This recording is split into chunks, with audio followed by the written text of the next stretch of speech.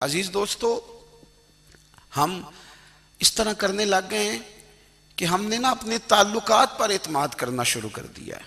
मेरे ताल्लुकात बहुत हैं। हमने अपनी दौलत पर एतमाद करना शुरू कर दिया है। मेरे पास दौलत बहुत है। हमने अपने इल्म पर, अपनी शोहरत पर एतमाद करना शुरू कर दिया है कि मेरे पास फलां चीज बहुत है। याद रखना, जब बेनियाज अपनी सिफ्ते बेनियाजी दिखाता है तो बड़ी बड़ी दौलतों वाले मजबूर नजर आते हैं। भाइयों, जब इंसान का रिश्ता अपने मालिक के साथ होता है फिर तो गम भी कुछ नहीं कहते, परेशानियां भी कुछ नहीं कहती, फिर तो जिंदगी सब्र वाली, फिर तो जिंदगी तवक्कुल वाली, फिर तो जिंदगी भरोसे वाली। फिर इंसान अपने आप को रुसवा नहीं करता। दुनियादारों से उम्मीदें उसकी खत्म हो जाती, उम्मीदें अल्लाह रसूल से लगा लेता है, मजबूत हो जाता है, मजबूत ताकतवर हो जाता है, खुददार हो जाता है, बावकार बाइज्जत हो जाता है। हजरत बहलोल दाना रहमतुल्लाह अलैह बैठे थे तो हारून रशीद हज करके आ रहा था। तो रास्ते में हजरत शेख से मुलाकात हो गई तो अस्सलामु अलैकुम के बाद कहने लगा, हुजूर कोई हुक्म हो तो बताइएगा। तो हजरत बहलोल दाना फरमाने लगे, तेरा रब कौन है? उसने कहा अल्लाह। तो फरमाया मेरा कौन है? कहा अल्लाह। फरमाने लगे तो बड़ा ही बेवकूफ है, क्या तू ये समझता है कि रब हारून रशीद को तो देगा और बहलोल दाना को भूल जाएगा? तेरा भी वही रब है, मेरा भी वही रब है। उसने अगर तुझे दे के आजमाया है तो हो सकता है मुझे ना दे के आजमा रहा हो। जब उसकी हिकमत के तकाजे होंगे तो अता करेगा और देगा। तू जा अपना काम कर।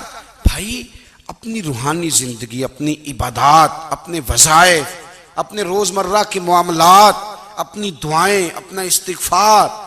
देखो, कोई मुश्किल काम तो नहीं, 2 रुकू हैं सूरह वाक़िया के, अगर रात को पढ़ ली जाए तो। मैं किस तरह ये बात बयान करूं कि तवीज़ बांटना आसान है और वजीफा बताना मुश्किल है। सारा दिन तवीज़ बांटें तो लोग लेने को तैयार हैं, और अगर आप वजीफा बताएं तो कहते हैं तो मुश्किल काम है। ओ खुदा के बंदे, अगर आपका ताल्लुक कुरान पाक के साथ मजबूत हो, कुरान पाक के साथ अगर आपका रिश्ता हो, लोग सिफारिशें ढूंढते हैं ना दुनिया में, कोई ताल्लुक मिल जाए तो मेरा काम हो जाए। दुनिया में इतना मुश्किल मामला है, आखिरत में मुझे बताइएगा कितना मुश्किल मामला होगा। मेरे नबी पाक सल्लल्लाहु ताला अलैहि वसल्लम ने फरमाया, जो लोग सूरह मुल्क पढ़ा करते थे ना, सूरह मुल्क, ये सूरत मुल्क क़यामत में उनकी सिफारिश करेगी और इस तरह करेगी कि कहेगी, ऐ अल्लाह, यहाँ इस बंदे को जन्नत में दाखिल कर दे या मुझे कुरान पाक से अलहदा कर दे। तो रब फरमाएगा, जा इसका दामन थाम के इसे जन्नत तक पहुंचाया। आप बात को समझे, जब आपके ताल्लुकात अपने मामलात के साथ मजबूत होंगे, ये नबी करीम ने वादा किया है कि तू सूरत वाक़िया पढ़, तेरे घर में फाका नहीं आएगा। हजरत अब्दुल्ला इब्ने मसूद रदी अल्लाह तआला अन्हु बीमार थे तो हजरत उस्मान गनी रदी अल्लाह तआला अन्हु तीमारदारी के लिए तशरीफ ले गए और जाकर के कहा कि आप बड़े बीमार हैं, आपकी बेटियां ज्यादा हैं, मैं चाहता हूं कि खजाने में से कुछ मदद करूं। तो सैयदना अब्दुल्ला इब्ने मसूद रदी अल्लाह तआला अन्हु उठ के बैठ गए और कहने लगे, अमीरुल मोमिनीन, अल्लाह आपको मेरी तरफ से, मेरी बेटियों की तरफ से बेहतर सिला दे। मेरी बेटियों को किसी खजाने की जरूरत नहीं, मैंने उन्हें खजाना दे दिया है। कहा, जनाब आपने कौन सा खजाना दिया है? मैं आपके माली मामलात को जानता हूं। तो फरमाने लगे, अमीरुल मोमिनीन, मेरे नबी करीम ने फरमाया है, जो सूरत वाक़िया पढ़े उसे कभी फाका नहीं आता। मैंने बेटियों को याद करा दी है, ये खजाना मैंने उन्हें दे दिया है। वो सारे वालिदैन सुने जो बेटियों के लिए परेशान रहते हैं।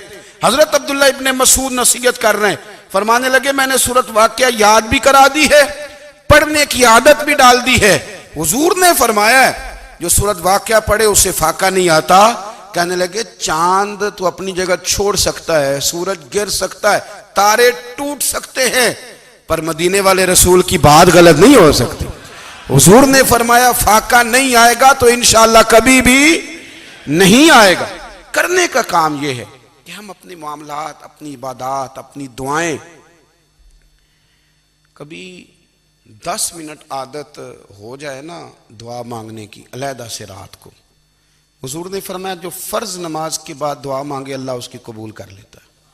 नबी पाक सल्लल्लाहु ताला अलैहि वसल्लम ने फरमाया, अल्लाह मुसाफिर की दुआ कबूल फरमाता है। हुजूर ने फरमाया, अल्लाह मजलूम की दुआ कबूल फरमाता है। हुजूर ने फरमाया, बीमार से दुआ कराओ, अल्लाह उसकी दुआ कबूल फरमाता है।